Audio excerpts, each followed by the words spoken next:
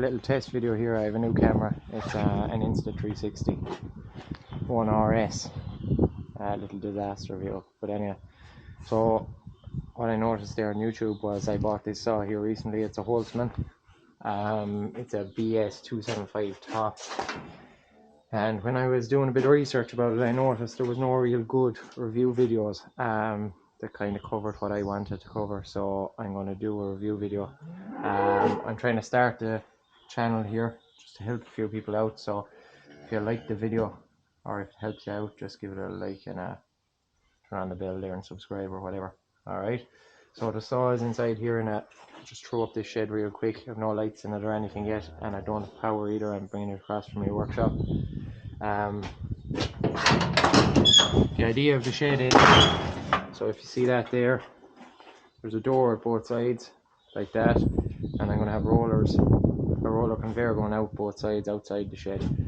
So up along this wall here in behind where the rubbish is, and I'm going to have off that pillar there, that shed, I'm going to have a gantry there just to lift. What I do is I put in the bale trailer here and I'd lift off material onto the rollers, roll it in and cut it. So that's the plan. But all that aside there, the saw itself, so I have it there now a couple of weeks, or a couple of months I suppose. I have it, yeah, probably October I'd say.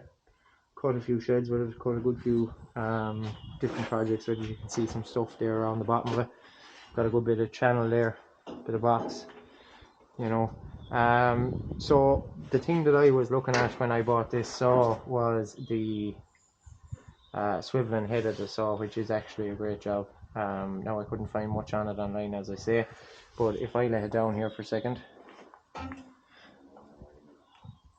So the saw, I have it fixed to the ground here for my rollers, and I'm able to just unlock the head there and swivel it through, I think it's 60 degrees. Yeah, 60 degrees, which is great and very handy.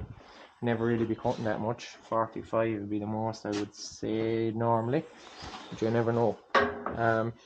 So the review of the saw, the way it works is, on the website they say it will cut 225 mil or something like that square. Now I found, I was wary because I'd be cutting I-beams for sheds, and I found that it will cut more than that.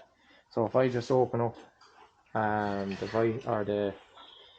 blade guide there, as far as it will go, and now I'll get a tape measure and I'll just show you, it will cut more than that, which is great, because I was looking to cut IP220s, IP260s, things like that, which would be 8 and 10 inch pillars. I'll just pause the video here and get a tape. Just have a tape here now. We'll have a look at what this saw can cut. So as I said, 220 I think is what they say, or 225. So if I let the saw down here, I have found that it'll cut a bit more than that. Now not massive, but a bit. So see there, you could get in 250 by 250. Just about into it, which is great. So handy that way. Now the way it works, so I'll go through the whole lot here, what you need to know I suppose before you go buying it. It feels good enough quality, it seems to be working very well. The vise here is small, see that there? That there is about 4 inches or 100 millimeters. It's a bit less even, it could be about 3.5 inches. Alright, and that is all your material is supported on the way out. You see that there? So it is small. You'd want rollers after the saw and before the saw if you're cutting big stuff. After that, so that's the vise. The vise has a quick lock on it here. You see it there, and it has obviously the wheel here to turn in and out the vise, which works fairly well. I noticed there as well it also has these grub screws here to keep the vise, to keep the play out of the vise. So I see mine has a bit of play in it there, it's fine. But as it gets a bit more sloppy, you can tighten those in and grab the guides a bit more. So that's the vise. The next thing is, the vise seems to clamp really well as well. Never loosens with vibration or anything, it's grand. Next thing is lifting and lowering the saw. So I'm inclined to grab it by this wheel here, or this handle here, which is for tension on the blade, and I am changing the blade tension, and I'm also putting stress on that. That handle is plastic there, so it's fiberglass reinforced, but it is plastic. So what I would like to see is a handle in here. There is a space there for it. These holes are tapped. You could put a handle in there, but it didn't come with a handle in there. So that's the first thing negative about it. So when you're lifting and lowering it, you want to be grabbing it from here unless you put in a handle in there. Okay. After that, then turn on the saw. That's on. That's off. That's your coolant there. You can see I have coolant in it, and it is working. That's an emergency stop. You twist that to get it to go again.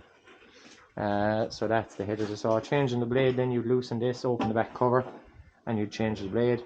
This here has a dial there. I can't remember what they call them, but it checks the blade tension for you, which is good, so you're not just guessing it. So let's turn that on and off. That's the coolant. Coolant is in a reservoir in the back here, in under. You see it there, and that's the coolant pump there. Had no bother with that. It's going fine. Lowering the saw then, so here, same as most of them, you have this lever valve. You open it, it goes down, and you can obviously change it then with this dial here. So that's just a needle valve going in there, restricting oil flow. You see how slow it's going there now. Alright. What else then? This is actually handy enough. I've made a lot of repeated cuts there on a rotor for a dung spreader, that dung spreader outside actually. And that was very handy, and it did actually work, and a good length to it, so it is handy. What else do I need to cover then in regards to the saw? The locking and unlocking of the angle, the blade or the head is here. See it there? That's on lock. Swivel your head, that's lock. Alright, that seems to be perfect as well. It's going real well. Not a bother on that either. So I'm going to cut something here now. I'm going to cut something fairly big. You see that there? That's an IP220. Is it a 200 I'd say.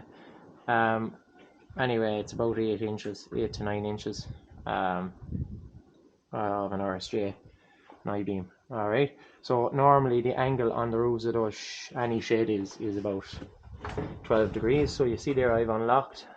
I'm setting to 12. Pulling my lock.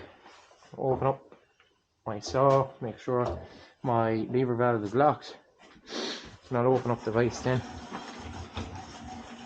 So I'll just take a nick off the end of this, and you can see it in action here. I won't let you play the whole lot of it, but take a bit of a nick off it.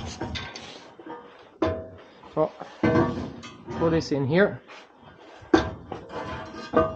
And you see there's plenty of clamping in that vise. So there's plenty of travel in it.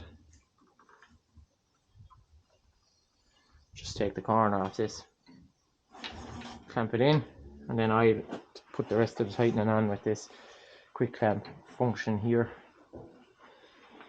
Now, so to get a good square cut on this saw, same with any of the rest of them, you want to have your blade guide here, your adjustable one, in as far as you can have it.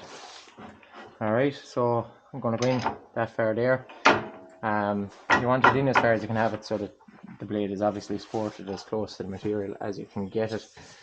I would like to see this one out a bit more, but I understand why it's back so far for the 60 degrees, but I'd like that to be out a bit more, and this one then to open back a bit more and go in a bit more as well. See it there when it's in all the way. Still a good bit of blade out there. 40 and 50mm box, too much.